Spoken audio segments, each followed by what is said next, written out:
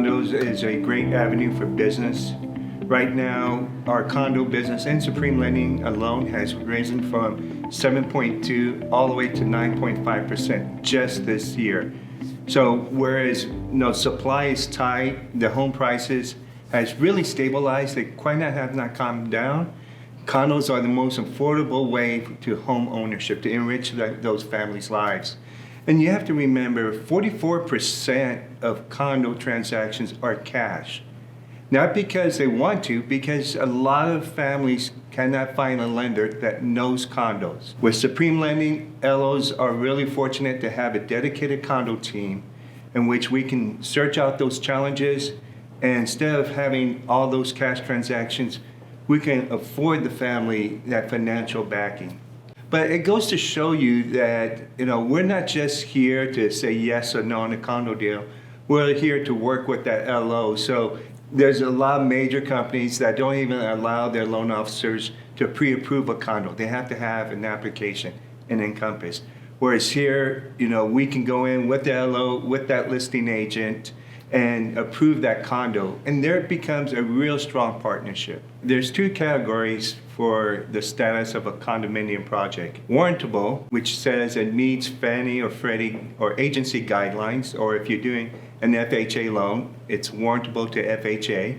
If you're doing a VA, it's warrantable to VA guidelines. So warrantable meaning that it meets guidelines to that agency. A non-warrantable condo is meaning that there was a review or there's a known characteristic of a condo that does not meet guidelines. So for instance, if a loan officer is doing a conventional loan and the guidelines do not meet conventional, so it's non-warrantable for conventional lending. Although that same condo project could meet FHA guidelines, so it is warrantable to FHA. Where it might be warrantable in one instance and may be non-warrantable in another.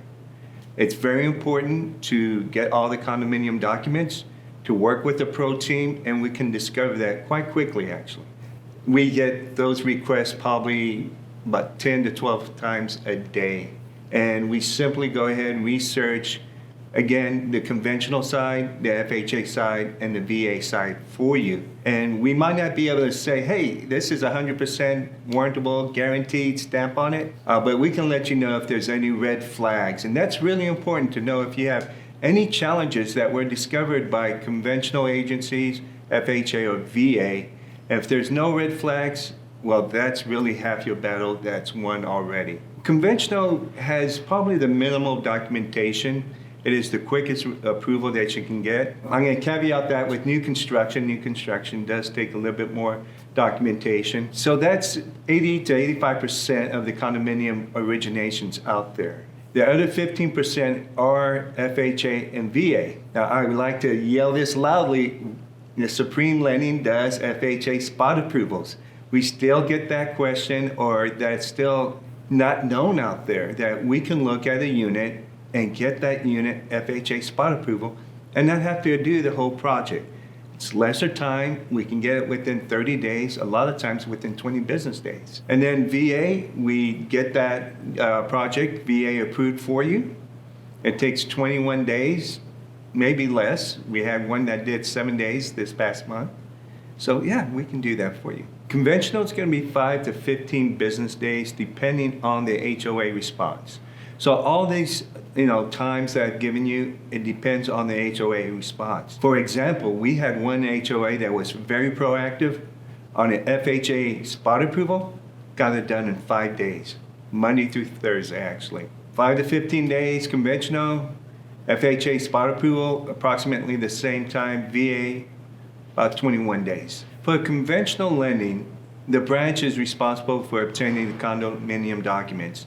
Now, they have two routes, okay? They have the first route, which is they can go into Encompass, go into additional services, and under additional services tab, it's called Condo Pack. Now, that's a third-party vendor that we've been using for 2 years now, very successful. You pay a flat fee, right now it's $4.95, and this is regardless if you're in San Francisco, which that usually costs almost $1,200 for a condo pack. They charge flat fee of $495, gets all your condo documents, questionnaire, budget, balance sheet, legal docs, so forth. So we get everything. Even though if we're doing a limited review questionnaire, we still get everything because that is saved in our condo database, which is the project submission portal. So that is one route, is go through Encompass, order from CondoPack. The other route is calling the HOA directly. So you get the contact information from the HOA, you give them a call, ask them, okay, how do we get our condo questionnaire filled out? All right? And they'll direct you either, hey, we do it ourselves or home ice. Majority of times, depending on the state, I want to say Florida, 100% of the time you're going to get charged. If you're in Kentucky, Tennessee, Arkansas, even here in Texas, about 50% of the time you won't get charged or it's only $100. So it all depends where you're at. Again, if you're in California, San Diego, San Francisco, that's about $900. Just chalk it up. My advice would be call the HOA first if you're the branch and you're the processor on this. See how much they're going to charge. If it's over $495, then just use CondoPack off of Encompass.